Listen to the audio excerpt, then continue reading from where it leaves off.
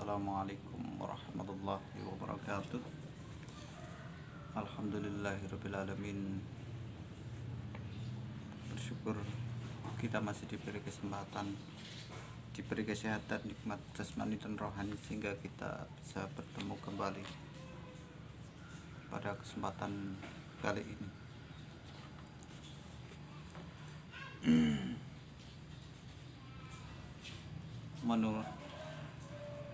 Mengacu kepada kitab syair karangan karya dari Mbah Misbah Zaidil Mustafa, beliau menuturkan pola rakyat koyo gabah diinteri. Gabah atau beras atau gabah itu adalah padi yang masih ada kulitnya, itu ditaruh di sebuah nampan yang ibaratkan nampan yang ditaruh bubuk gabah yang ditaruh di atas nampan, yang kemudian diinteri maksudnya diputar-putarkan. Di situ gabah kalau diinteri, kalau digoyang-goyangkan, itulah reaksinya gabah. Gerakan gabah akan ke kanan ke kiri mengikuti sesuai nampan yang digerak-gerakkan oleh orang yang nginteri.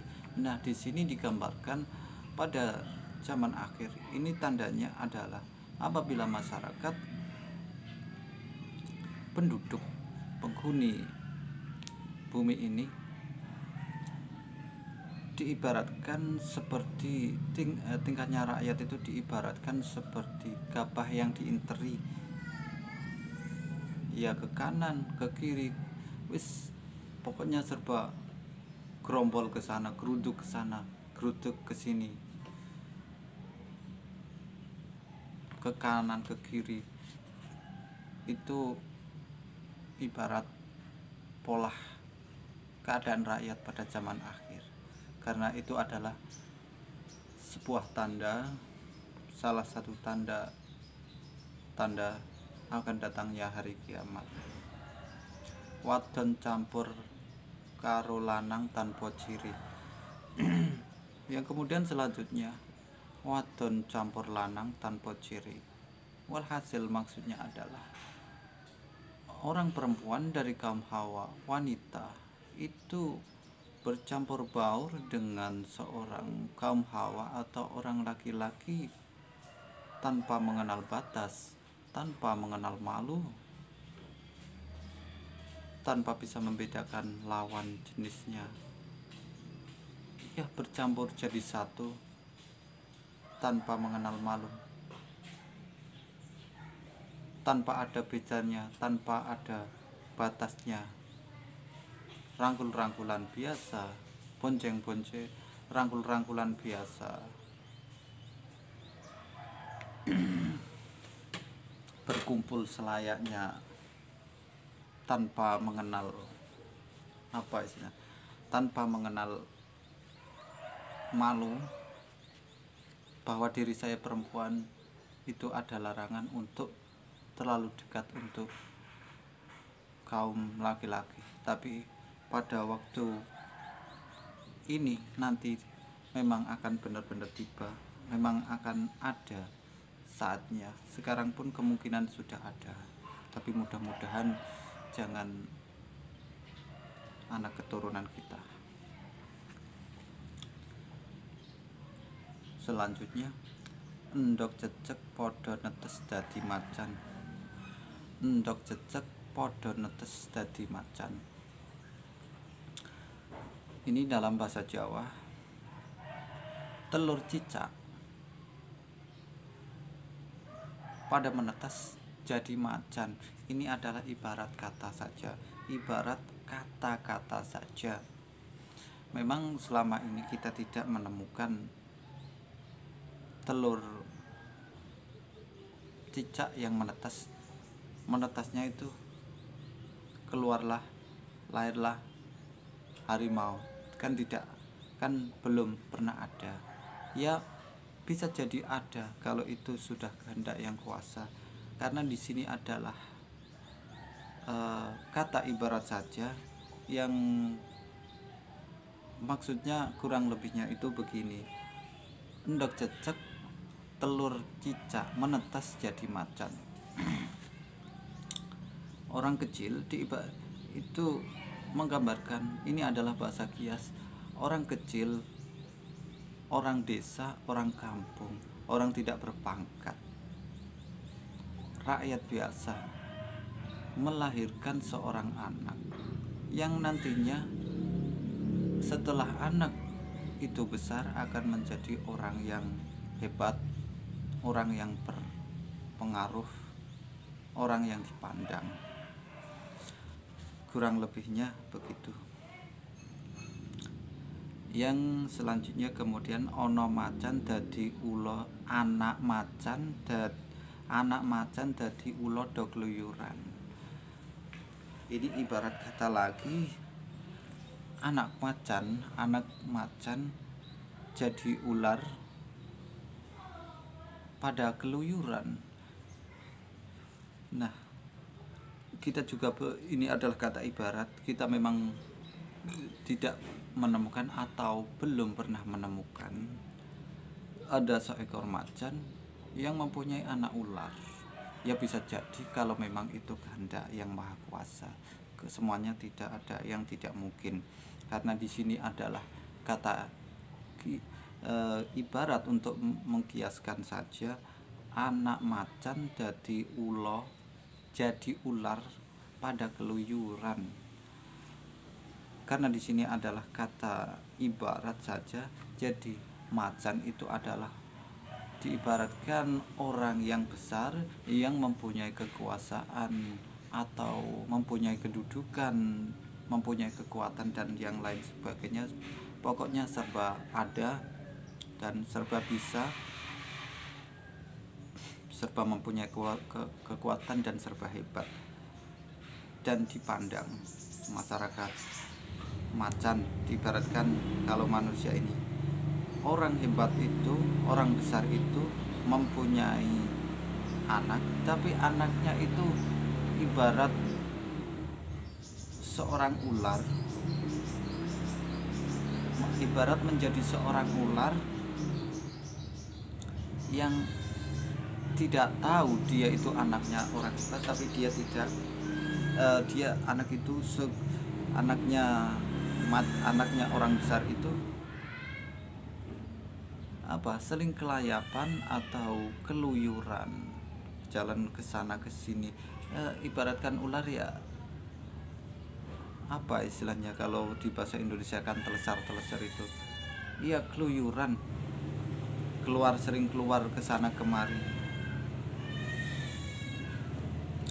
Alas yang lalu kemudian alas padang arang-arang wong kang adang. Alas padang arang-arang wong kang adang, hutan yang sudah sudah tidak ada tanamannya, tidak ada pohonnya karena ditebangi. Mungkin itu karena dibuat kebutuhan atau dicuri tanpa izin, ditebang tanpa izin, atau pembalakan liar, saya tidak tahu.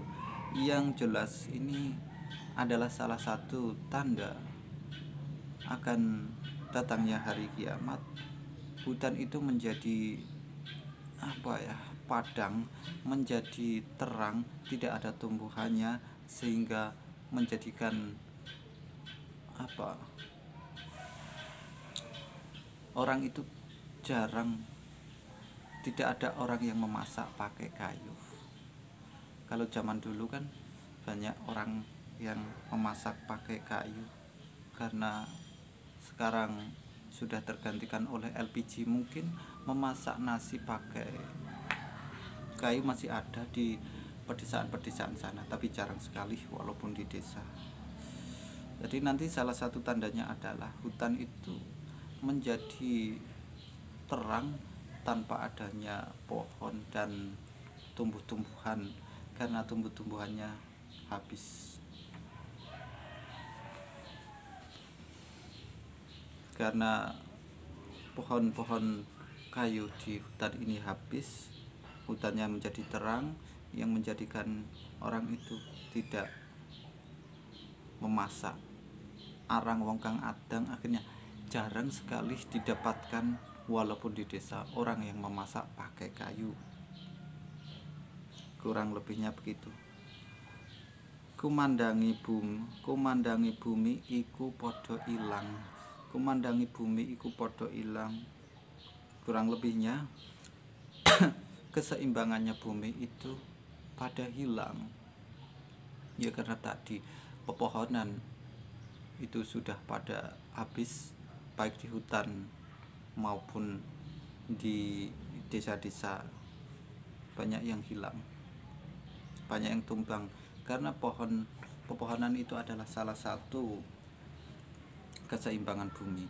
Apabila pohon itu hilang, ya bisa dilihat saja, kadang sering terjadi banjir, hujan sebentar ribut banjir, hujan lagi banjir lagi, karena tidak ada penyerapan. Karena penanaman pohon itu adalah untuk menangkal banjir atau menyerap air hujan supaya tidak terjadi banjir. Apa bahasanya, erupsi. Yang kemudian selanjutnya, putra putri padha wani ing wong tuane. Putra putri padha wani ing wong tuane, yang tidak lain maksudnya adalah anak-anak zaman akhir.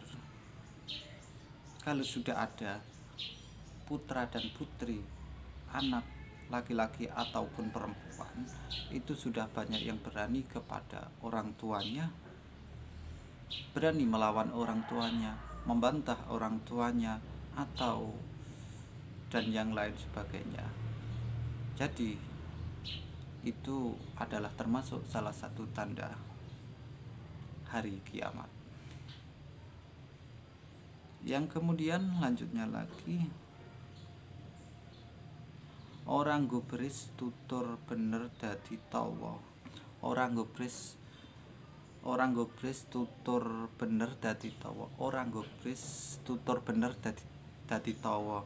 Yang maksudnya anak-anak pada zaman ini, pada zamannya, kemungkinan sekarang sudah ada. Kalau ada seorang anak, baik putra maupun putri, itu diberi arahan untuk berbuat baik, tapi itu malah menawar orang tuanya. Nak, kamu sekolah yang pintar, kamu belajar ya, nanti kamu nanti bantu ibu, nanti kamu bantu ayah bekerja mengambil rumput misalnya. Nah, nanti kamu bantu ibu mencuci. Tapi ya kemudian ada saja alasannya, suatu misal saja, kalau saya membantu bapak atau saya membantu bapak mencari rumput, kalau saya membantu ibu mencuci pakaian, nanti saya dapat apa? Saya mau membantu mencuci pakaian, saya mau membantu bapak untuk mengambil rumput, tapi saya harus dikasih ini, harus dikasih uang sekian, nanti saya dibelikan ini. Andai kata orang tuanya tidak menuruti apa yang diminta, yang diajukan oleh anak tersebut, maka anak itu juga tidak akan melaksanakan perintah yang diperintahkan oleh orang tuanya. Nah, ini juga salah satu tanda hari kiamat memang sudah dekat. Kurang lebihnya seperti itu. Adapun benar dan salahnya, kita kembali, wallahu alam bishawab.